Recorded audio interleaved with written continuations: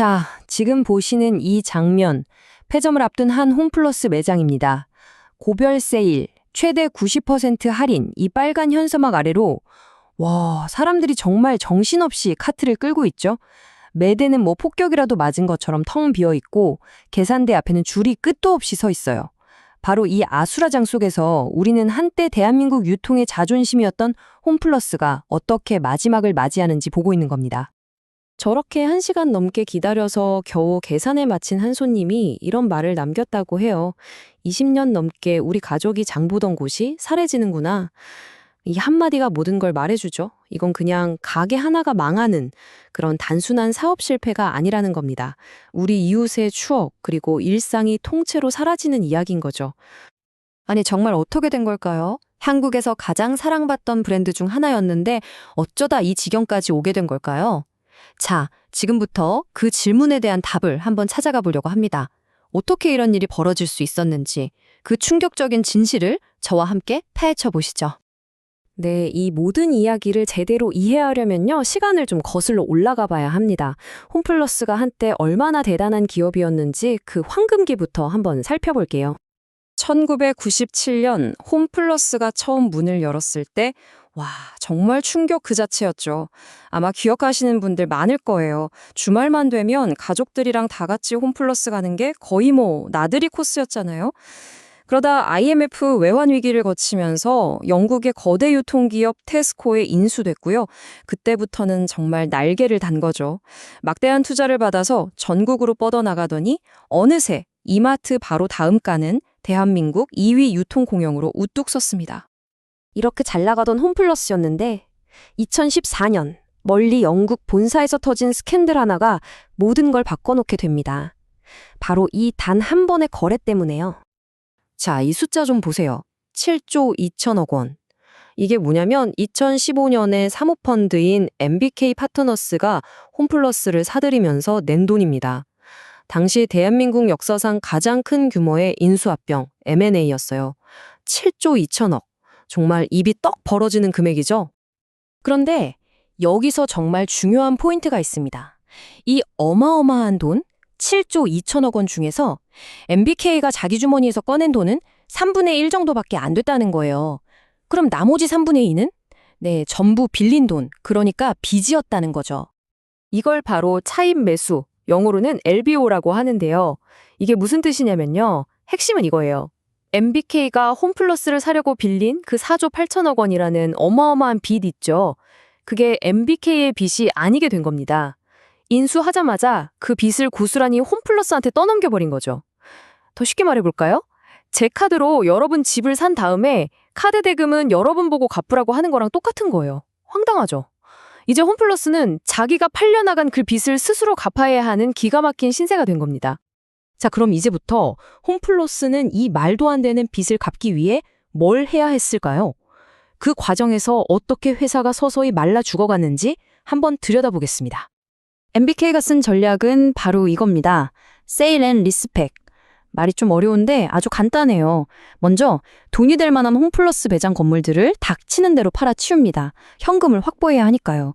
그리고 그 판 매장에서 계속 장사는 해야 하니 건물을 산 새 주인한테 다시 세를 들어가는 거죠. 이게 어떤 상황이냐면요. 자기가 살던 집을 팔아서 빚 갚고 그 집주인한테 매달 꼬박꼬박 비싼 월세를 내면서 사는 꼴이 된 겁니다. 회사의 가장 알짜 자산이 순식간에 매달 돈 나가는 골칫덩어리 부채로 변해버린 순간이죠. 이 표를 보시면 상황이 얼마나 심각했는지 한눈에 보입니다.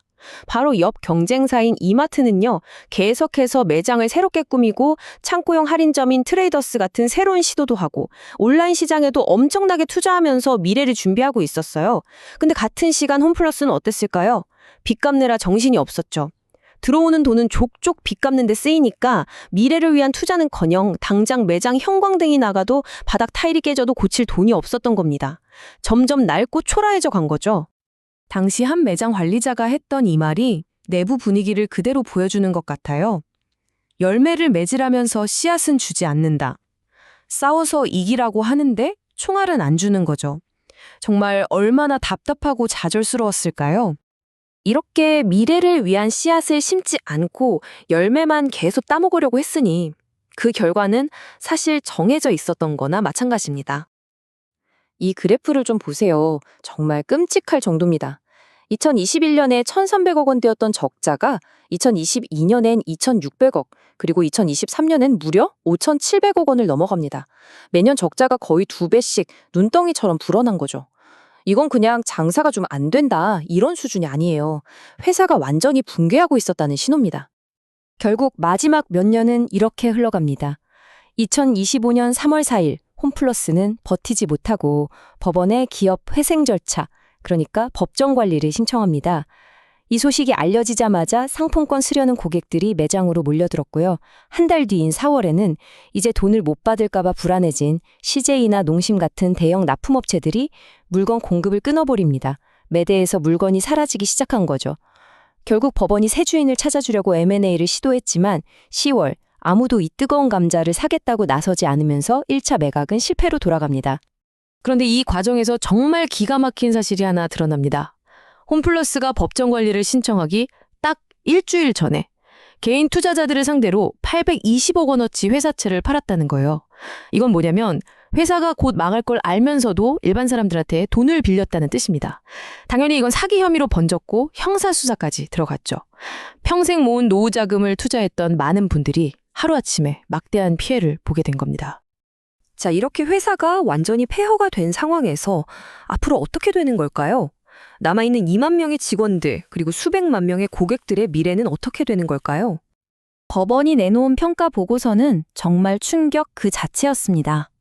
홈플러스를 계속 기업으로 살려서 운영할 때의 가치가 2조 5천억 원인데 당장 문 닫고 건물, 땅, 집기 이런 걸 다 따로따로 팔아치우면, 그러니까 청산해버리면 그 가치가 3조 7천억 원이라는 거예요.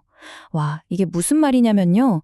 회사를 살리는 것보다 죽여서 조각내 파는 게 무려 1조 2천억 원이나 더 이득이라는 계산이 나온 겁니다. 이러니 돈을 빌려준 채권자들 입장에선 회사를 살리려고 하겠어요? 아니면 당장 폐업시키자고 하겠어요? 답은 뻔하죠. 그러니까 홈플러스의 몰락은 그냥 회사 하나가 사라지는 문제가 절대 아닙니다. 그 여파가 마치 도미노처럼 사회 전체로 퍼져나가고 있어요. 당장 2만 명의 직원들이 일자리를 잃게 생겼죠. 매장 안에 입점해 있던 7천 명이 넘는 소상공인들은 하루아침에 생계가 막막해졌고요. 물건을 대던 납품업체들은 수천억 원을 떼일 위기에 처했습니다. 그리고 우리 모두의 노후 자금인 국민연금도 여기에 6천억 원을 투자했다가 날릴 위험에 처했죠. 그 피해가 정말 어마어마합니다.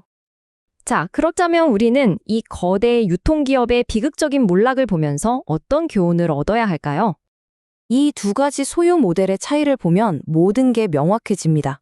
이마트 같은 일반적인 기업 오너는요, 회사를 자식처럼 생각해요.